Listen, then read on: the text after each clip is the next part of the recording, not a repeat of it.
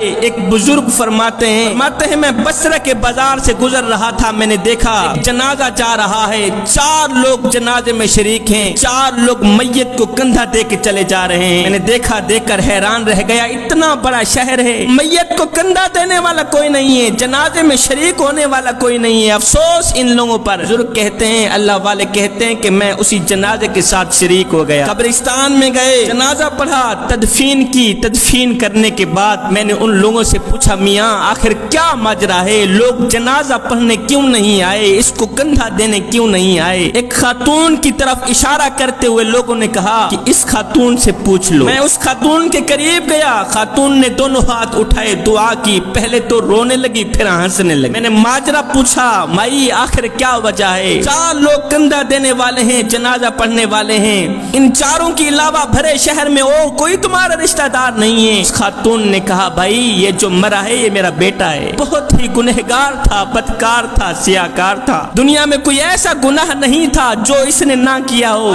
3 ماہ سے یہ لگاتار بیمار چلا آ رہا ہے، ایک ہفتہ گزر جاتا تھا میرا بیٹا کچھ نہیں کھاتا تھا، حلق کے نیچے پانی نہیں جاتا تھا۔ میں کہتی ہوں بیٹے تو نے ساری زندگی غفلت میں گزار دی، گناہوں میں گزار دی، اللہ کو کیا منہ دکھائے گا؟ اللہ تعالیٰ تجھے بخشے گا؟ میرا بیٹا آگے جواب دیتا، ماں اللہ تعالیٰ اگر مجھے نہ بخشنے پہ آتا تو میرے پاس بیماری نہ بھیجتا، اللہ تعالیٰ نے میرے پاس بیماری بھیجی ہے تو میرے گناہوں کو جھاڑنے کے لیے، اللہ کی رحمت بڑی ہے، میرے گناہ چھوٹے ہیں، ماں میں اپنے گناہوں کو مالک کی رحمت سے کم سمجھتا ہوں، میں اللہ کے کرم کو اپنے گناہوں سے زیادہ سمجھتا ہوں۔ خاتون نے کہا کہ ابھی پچھلی رات کی کہانی ہے، میرا بیٹا جب مرنے پہ آیا تو مجھے کہہ رہا ہے، ماں میں جب مر جاؤں میرے مرنے کے بعد کسی کو اطلاع نہ دینا، کوئی میرا جنازہ پڑھنے نہیں آئے گا، ہر بندہ خوشی منائے گا، اور میری ایک جو انگوٹھی ہے جس کے اوپر لا الہ الا اللہ محمد رسول اللہ لکھا ہوا ہے، مرنے کے بعد پہنا کر میری تدفین کرنا۔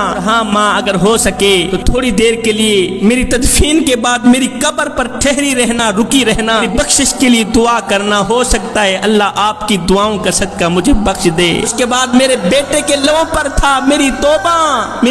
توبہ توبہ کرتے میرا گنہگار بیٹا فوت ہو گیا۔ بزرگ نے پوچھا، مائی آخر کیا ماجرا ہے، وجہ کیا ہے؟ پہلے تو روئی ہے پھر ہنسنے لگی ہے دعا کے دوران، وجہ کیا ہے؟ ماں نے کہا، روئی اس لیے ہوں کہ نوجوان بیٹا مر گیا ہے، اور ہنسی اس لیے ہوں کہ جب میں بیٹی کی مغفرت کے لیے دعا کر رہی تھی تو غیب سے آواز آئی، اے گنہگار کی ماں، تیرا بیٹا دنیا کی نظروں کے سامنے تو گنہگار تھا مگر اللہ کی نظروں کے سامنے یہ نیکوکار تھا، تیرا بیٹا دنیا والوں کے سامنے تو مردود تھا مگر اللہ کی نظروں کے سامنے یہ محبوب تھا، تیرا بیٹا توبہ توبہ کرتے مرا ہے، ہم نے تیرے بیٹے کی توبہ قبول فرما لی ہے، ہم نے تیرے بیٹے کو بخش دیا۔